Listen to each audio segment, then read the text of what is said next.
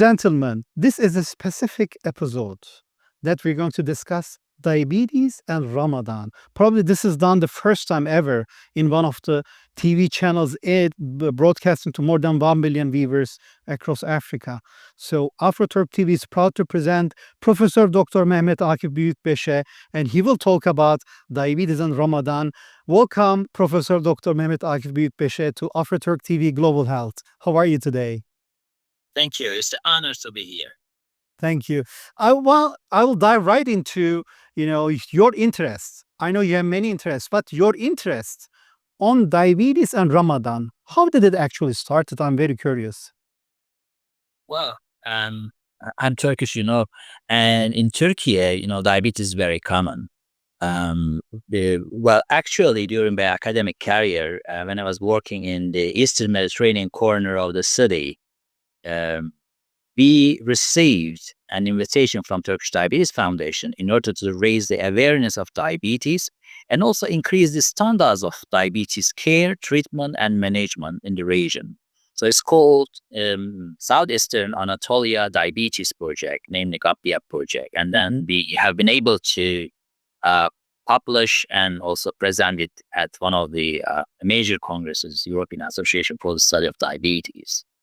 So there at that time, it's happening almost a quarter century ago, people were dying with type 1 diabetes because of lack of insurance by their caregivers or whatever you call fathers or mothers and so forth. When I was in UK working with Professor Melanie Jane Davis at Leicester University, there was a meeting and it was a kind of a workshop.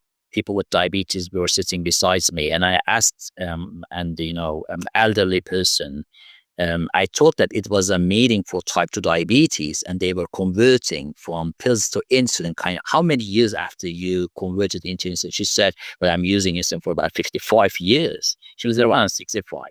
But at that time, there was none at this age with type 1 diabetes. I see. Because of the revolution that's provided for the last 2 decades in Turkey, in modern Turkey, we do not, as a system judging because of the insurance of their parents, we are not judging the children. So they're under the, protection of the government. So today I have over 42-year-old and one guy, 65-year-old today in Izmir. I got the news very happily. But because of the lack of insulin and its supplies, people were dying. So that's very important. And later on, I was invited to another insulin meeting in Dubai, United Arab Emirates.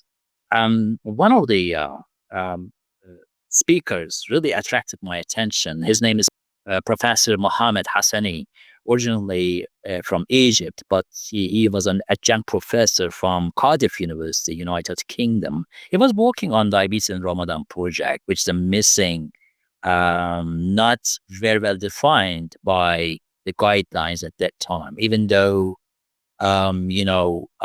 British Medical Journal and American Diabetes Association at 2005 and 10 published something, but it was not like the guidelines or so forth, and not much widespread throughout the globe. Because it's not only the problem of people with diabetes in Muslim-dominated countries, but the minorities in United Kingdom, for example, France, Paris, Canada, even Australia, were suffering because those people who are not Muslim, but trying to help their Muslim patients who say they want to fast, because the Ramadan is different than the intermittent fasting. Maybe we go in details with your questions later on, so that there became a need. So we all became together in Manchester in 2013 from all around the world, including one guy from Harvard University, in order to understand what is lacking, what our experiences are. Is there evidence? If not, why don't we care? this issue with collaborations with multi-center, multinational studies. Amazing. And 12 or 13 years fast forward, in 2025, in February, you have organized a very highly regarded, wonderful congress with actual leaders around the globe and leaders from Turkey, but also from many different cities. I want you to talk, and you were very kind to invite us as one of the partners as AFROTURK TV with Federation of Family Medicine Physicians and many other organizations. But DAR was really very well accepted, and the medical area, many physicians, they especially connected, and they said we have never received such a clear, crystal clear message about diabetes and Ramadan from very different angle, very different perspective in one day. I think it took more than 12 to 14 hours. That was really almost a marathon. And you were kind enough to invite me for a satellite as well, where we had the chance to, have a pleasurable discussion on artificial intelligence and healthcare and how it impacts the health system, including the learning health systems. But overall, organizing such a well-regarded program, I want my viewers to know this program. How can they learn more about it, and what was the attendees of this program? What were the leaders who were in this program, and what did you achieve your goal in this program? Yeah, well, I asked too many questions, but I'm so excited to have you. So I keep bombarding you. My apologies. kind of a tough question. But your presence was actually a big gain, I guess. The artificial intelligence is not only the issue of Elon Musk today, I guess, or the Seattle's, but presidents of Turkey is very much interested in the universities. So artificial intelligence is one way or other in our life. Sure. So of course, we always want to update ourselves, the humankind, in a better way. So that's one thing, and it was that much amazing because after 12.5 hours in one day, many of the faculty members were there. so so I guess that's something amazing. Choosing the right time and is also a bonus, I guess. Yes. And you invited many leaders. Who were the attendees to the Congress, and what were their take-home messages?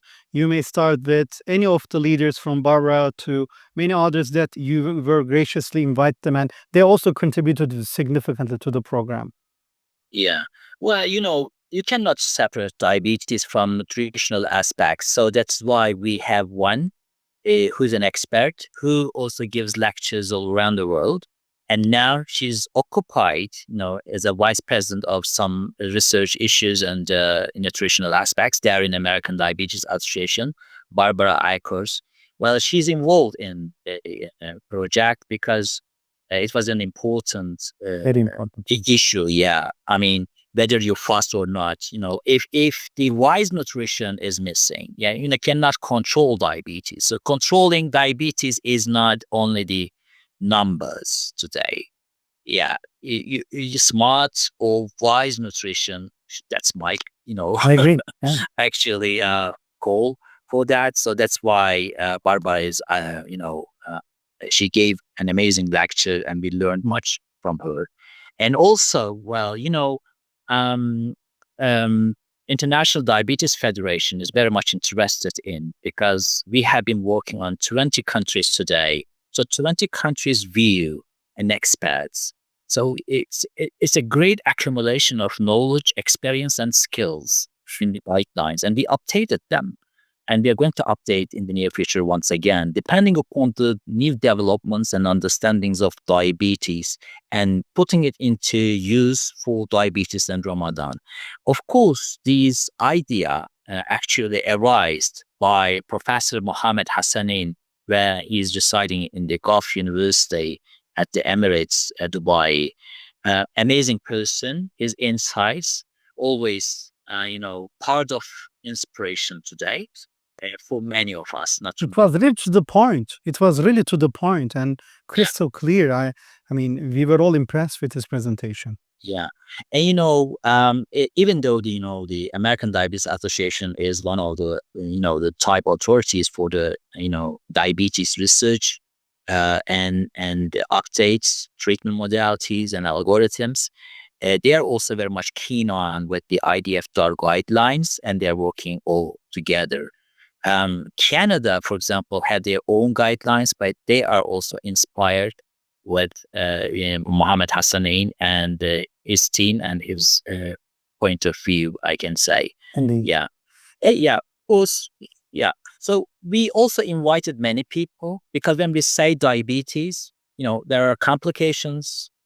There are, people with comorbidities, whether they are related to diabetes or apart from diabetes, that's a gastrointestinal disease, for example. So we have a gastroenterology and hepatology professor in order to answer the questions of those people, which is also common, whether you have obesity or not, steatohepatitis or hepatosteatosis, which means the fatty liver disease today, a risk factor also for diabetes. But now they are engaged together.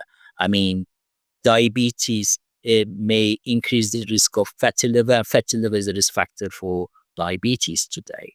But not only him, also the early and late complications like hypoglycemia, diabetic ketoacidosis, hyperosmolar, non-ketotic state or coma, which are the early complications of diabetes management, whether they are increased or not during the time of Ramadan period, apart from the intermittent fasting period. And those who have chronic disease like kidney failure, for example. Another thing is whether type 1 or type 2 diabetes differ regarding the duration of Ramadan, because 30-day fasting is really challenging. Some even fast after Ramadan, like the Shawwal month, and we have seen that. So we make the comparisons and try to understand whether being on that much intense insulin therapy, for example, Indeed. as a comparison to only pills therapy, what it does differ. So the guidelines actually summarize what's going on, the risk parameters, in order to convince all people with diabetes whether they are going to fast or not. If they're that much willing, how safe they can fast, the issue as a healthcare professional regarding not disregarding their willingness, but rather understanding the religion, the power of the faith. Because if you just push them, you can't fast. The term is not that much convincing, and even becoming a burden, a stressful, which is not much friendly for people with diabetes. Another spike for the skyrocket high glucose. So we are dealing with that and trying to understand what's going on with iftar, whether it is converting into fasting and then the festival or something like that, but refusing without giving the impression that you do not have any empathy as a healthcare professional. That may also stimulate high blood sugar, which is undesired therapy modality. Yes. And I think one of the key things as a family medicine physician, which is practicing now with about 3,000 patient population, what I have seen is, family physicians are on the front of dealing with all these patients. And there were many family physicians, including our Secretary General Ekrem Başar'a and many other like Yağmur Türkü, Nehir, and many others in the family medicine area, including also internal medicine experts. They took from their perspective, for example, Turkey has used e-pulse system and then also implemented a chronic healthcare monitoring platform for family medicine physicians to catch diabetes earlier. So the hemoglobin A1C is now caught instead of a delay in 3 years. If there are increase in hemoglobin A1C, as family medicine physicians, you're able to catch as soon as it goes up, even before 5.6, I'm able to monitor and really manage the pre-diabetic area as with 25,000 family medicine physicians on the ground. I think it was an eye-opener to also see all these family medicine leaders that you have engaged with your kind leadership in the conference. That was very impressive for me, I must say. Yeah, even in the United States, the most people with diabetes are seen by general practitioners or family medicine physicians rather than internists and even endocrinologists. So there is no enough endocrinology doctors all around the world. So if someone consults me, I want to invest for education or something like that, Sure. whom do I see most for diabetes? I say always, I advise them internationally, start with the family medicine physicians because the most diabetes people are seen by family medicine physicians and the most followed up the other issue because the follow-up is also important for diabetes. It's a chronic disease for family medicine physicians, I do say. Indeed. And in terms of the guideline, I was impressed that there is actually a guideline. But why did the guidelines for diabetic patient fasting in Ramadan develop? What was the reason behind that? Yeah, what we have seen starting from the early years of the new millennium, namely EPIDR study, which is carried out at least 13 countries, including Turkey, we have seen amazing number of people, both type 1 and type 2. Almost half of the days of the Ramadan, almost 15 days or more, were being fasted. For type 2s, for example, the average number was 80%, and for type 1, it was 40%. But, not only people with diabetes were aware what is going to happen to their blood sugar and other issues like cardiovascular system, because hypoglycemia is a risk factor for the development of heart attack. Today, we know. Um, Also, the healthcare professionals didn't have any guidelines other than their experiences. You see. So again, studies and publications started. And for the last 2 decades, many drugs came into use, like SGLT2 inhibitors or GLP-1 receptor agonists. The second one, the latter, is actually injection therapy, which helps diminish both fasting and after meal blood sugar, also shrink these people in order to get rid of insulin resistance and help postpone cardiovascular disease. Amazing drug. And one other thing is, as a comparison to insulin, they were not decreasing the blood sugar even if you are fasting. So more convenient and more effective for both reducing the blood glucose and getting rid of the later development of the complications. Well, the other ones, the SGLT2 inhibitors, was pills for those who are having, for example, kidney failure or heart failure. It was a selective agent for the therapy. And also they diminished the need of insulin, which is today the most obvious hypoglycemic agent among the other anti-diabetic medications. So, but in medicine we have to have evidence. We know these drugs are good, but nobody worked on diabetes on Ramadan, and these are the observational studies. But, as observational studies may be weaker as a comparison to double-blind randomized studies. So in order to, diminish the strength of actually increase the strength of the studies, we have done both multi-center and multinational studies in order to get rid of the bias while doing the statistical analysis. So, of course, every nation has different iftar menu. For example, we have baklava in Gaziantep most of the time. Hopefully, we're gonna taste together with all our friends in a future conference. Hopefully. Inshallah. Yeah. Yeah. Then the collaboration started after we gathering in Manchester all around the world. and including the people from Harvard University, both on nutrition and medications. And we repeated some of the studies with new medications during the time of Ramadan. And we have seen very much encouraging results. But again, I have to say that if you are sick, you may not fast, but you have to feed some poor, whatever you eat. Because our religion is not, forcing someone to do something. It's all about easiness rather than hardship. Indeed. So, sometimes because of the religious proposals, they underestimate. They have a goodwill, but they don't know. There we take place. And sometimes, some countries, we started educating imams in order to get rid of the, dilemma, because sometimes, the patients want to hear what they want to hear. If they did not collect what they want to hear from you, they choose the imam. And so we started educating imams. So there's one voice, one clear voice, one type of empathy, enough time, and it's also honored, I can say, and rewarded with a prize.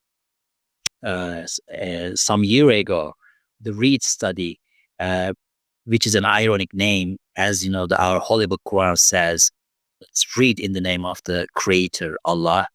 And this is an awareness of diabetes and Ramadan should be only with education. Amazing. So when educating the people, actually, we have shown that we received better glucose numbers even if they fast, and without hypoglycemia as a comparison to the period of Ramadan. And also another thing I can say, because many Christian or Jewish friends of mine actually very much interested in this issue, because they say it's amazing. Because when you say Ramadan, many people are smiling. We do sometimes fasting, not like Ramadan, which we do interruptions and we are free to drink, for example, and it's not always 12 hours or so forth. It may be less, sometimes 6 hours or 8 hours or something like that. Sometimes we do not feel ourselves well, but this is a 1 month period, and people are smiling. They feel themselves very well. We are more than convinced that their quality of life is also increased as a comparison to pre-Ramadan period. And then as a last, I can say, diabetes is Ramadan is an opportunity to spare more time with your people with diabetes, because regardless of the Ramadan itself, there is no enough time at any institution all around the world for education. So they will learn their diabetes. They will learn the relationship, how to use their medications, and the relation between nutrition, the concept of fasting, because it reverses. It is not before iftar. It's before supper, before dinner.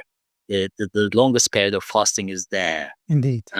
So, And I think, yeah. I think in terms of compliance to treatment with educated physicians before Ramadan, training with imams, in addition, during the fasting, people not smoking, not drinking alcohol, and also emotionally, as you said, they're in a celebratory or mood, which actually elevates their depression or giving them a almost ethereal mood. All of them, I think, as you mentioned in the amazing symposium, many of the speakers highlighted them also as a behavioral lifestyle change, which impacted positively on their outcome in diabetes. That was something I took as a take-home message. But as you said, we need to start with read and educate ourselves, educate our patients, educate and train the trainers.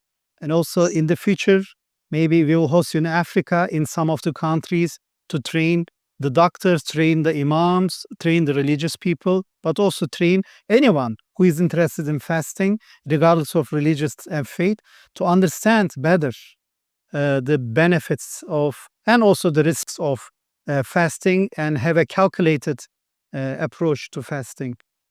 Dr. Büyükbeşe, I want to ask as a final question, what is next as someone who contributes to these guidelines? What is next in this wonderful journey of education and science after this amazing program you did in February? Yeah, we are planning to work not only with family medicine physicians, as I invited endocrinologists and internal medicine physicians as well. So, with this collaboration and different disciplines, from the first step to second step and the third, step, healthcare facility, Sure. with the collaboration, I guess, we put our efforts, experiences under the light of the recent guidelines. We are going to provide better glucose numbers with less complications and better diabetes education. I'm pretty much sure that many of these faculty members are very much keen on to educate their peers, their residents, and other physicians as well. So that's important. After the accumulating data and the new discoveries, in order to have and use the evidence-based data, we have to update, because if any drug not used, even if it is better for diabetes care, if not used during diabetes and Ramadan, we cannot say that this is safe. We have to prove that. But we are not giving drugs people to fast. Those people who are already keen on fasting and using that drug, we got permission with the ethical committee. Can we observe you? Indeed. They say, Indeed. why not? And so this is a Absolutely. kind of, the combination. I think that's a good take-home message. I just want to thank you for your leadership and training many people and touching and changing people's lives through this guideline. I just want to clearly give this message on behalf of AFROTURK TV and my crew here. You're dedicated to support your mission and your global initiative with all the colleagues around the globe to improve the patient outcome, and and we're ready to contribute to the guidelines as well as to make sure we propagate to a larger mass of people so we can really touch people's life as Global Health and as AFROTURK TV. With this, I want to thank you for your leadership. I received so many messages from Nigeria, Ghana, Senegal. I think we have to do an episode about hypertension and heart failure. So stay tuned. We're going to have Professor Dr. Mehmet Akif Büyükbeşe, also a specific episode because of all your messages on hypertension as well as heart failure, which is also a big problem around the globe in Africa. This is Dr. Yavuz Selim Sılay. Thank you so much for being so dedicated to AFROTURK TV and also following Global Health with Dr. Yavuz Selim Sılay. Take care and all the best. Stay healthy and wish you a great Ramadan. Bye.